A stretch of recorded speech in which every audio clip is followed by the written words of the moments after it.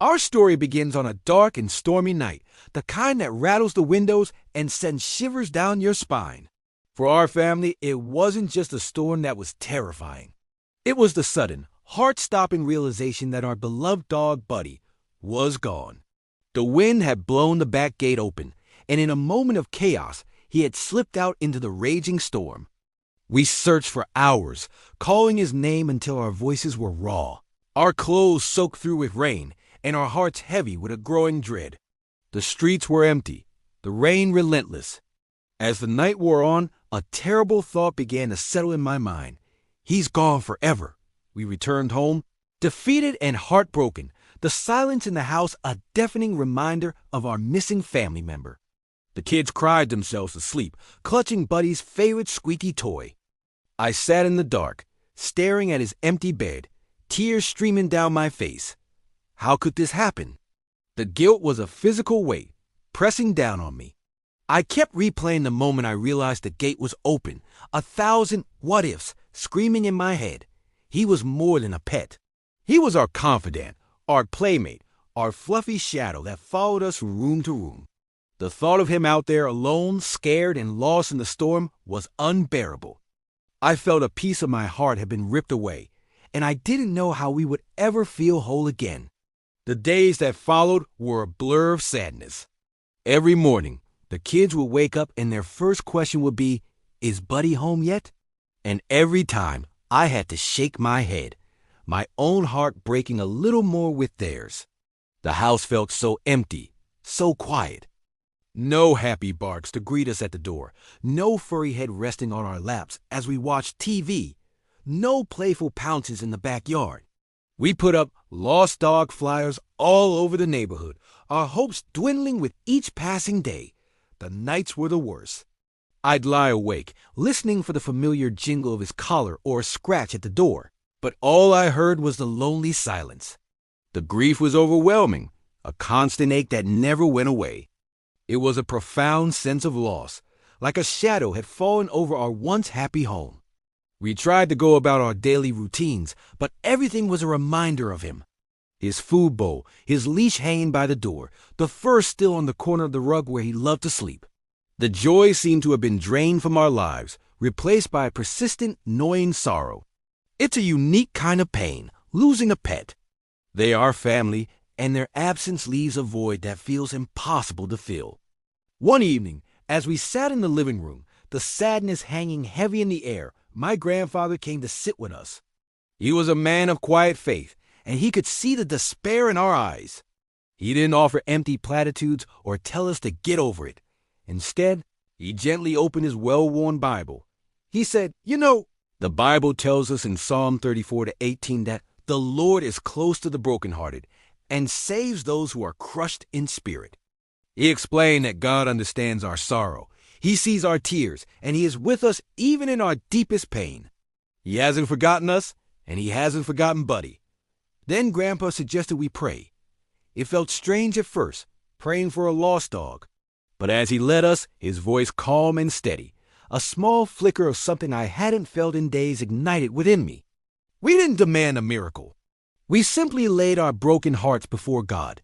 We prayed, "Lord, please comfort our family. Ease the children's grief. And if it is your will, please bring our Buddy back home to us. Watch over him wherever he is." In that moment of shared prayer, a tiny seed of hope was planted in the barren soil of our grief. It wasn't a guarantee, but it was a release. We were entrusting our pain and our hope to someone bigger than our circumstances. It was the first time since he'd been gone that I felt a sliver of peace settle over my anxious heart.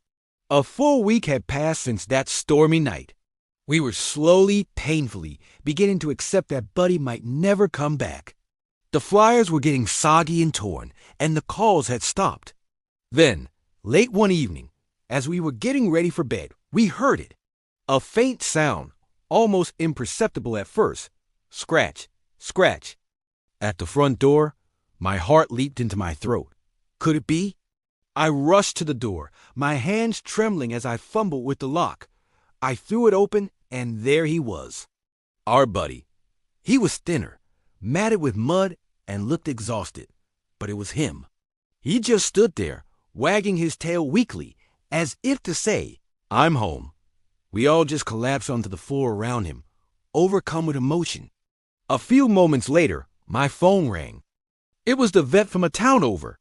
A kind family had found Buddy wandering near a highway, cold and hungry.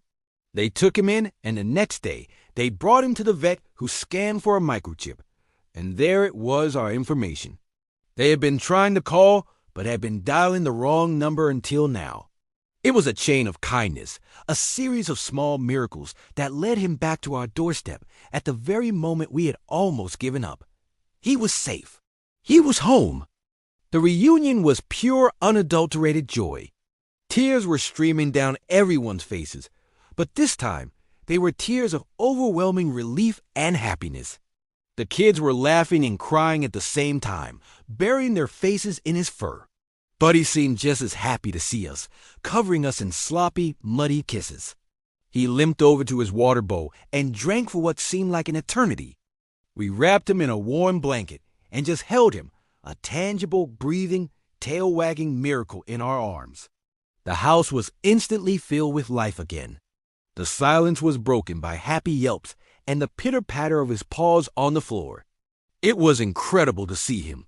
He had lost some weight, but otherwise, the vet had said he was remarkably healthy. It was as if he had been protected during his ordeal.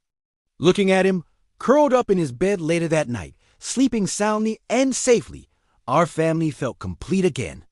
The gaping hole in our hearts was filled. The shadow of grief had lifted, replaced by the warm, brilliant light of his return. It was a moment of profound gratitude, a feeling of being given back something precious that we thought was lost forever. Looking back on this incredible journey, from heartbreaking loss to miraculous reunion, I see a powerful lesson. When we are facing loss, when our hearts are broken and we feel crushed by sorrow, it can feel like we are completely alone in our pain, but we are not. This experience taught me that God is truly close to the brokenhearted. He was with us in our tears and our searching. He was with us in the quiet sadness of our home, and He was with us in our prayer for comfort. He didn't just comfort us. In His own time and in His own way, He answered our prayer and turned our sorrow into unimaginable joy. If you are going through a time of loss or grief right now, whatever it may be, please know that you are not alone. There is hope, even when it feels hopeless. Hold on. Trust that you are seen, you are heard, and that comfort and restoration are possible. Your story isn't over yet. Thank you for listening. Please like and subscribe for more stories of hope and encouragement.